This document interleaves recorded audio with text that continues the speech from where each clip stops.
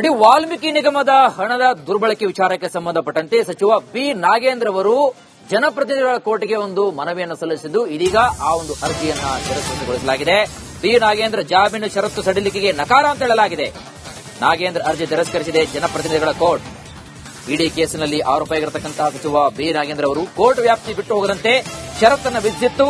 ಪಕ್ಷದ ಸಭೆಯಲ್ಲಿ ಭಾಗವಹಿಸಲು ದೆಹಲಿಗೆ ಹೋಗಬೇಕು, ದೆಹಲಿಗೆ ಹೋಗೋಕೆ ಅವಕಾಶವನ್ನ ಕೋರಿದ್ರು ಬಿ ನಾಗೇಂದ್ರ ಅವರು. ಆ ಷರತ್ತನ್ನ 15 ದಿನಗಳ ಸಡಿಲಗೊಳಿಸಲು ಅರ್ಜಿಯನ್ನ ಕೋರಿದ್ರು. ಇದೀಗ ನಾಗೇಂದ್ರ ಅವರ ಅರ್ಜಿಯನ್ನ ಜನಪ್ರತಿನಿಧಿಗಳ ನ್ಯಾಯಾಲಯ ಆ ಅರ್ಜಿಯನ್ನ ತಿರಸ್ಕರಿಸಿದೆ.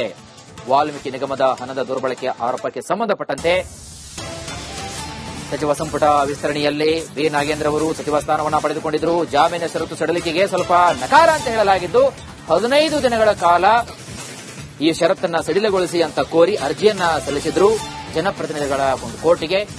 ಇದೀಗ ಬಿ ನಾಗೇಂದ್ರ ಅರ್ಜಿಯನ್ನ ತಿರಸ್ಕೃತಗೊಳಿಸಲಾಗಿದೆ.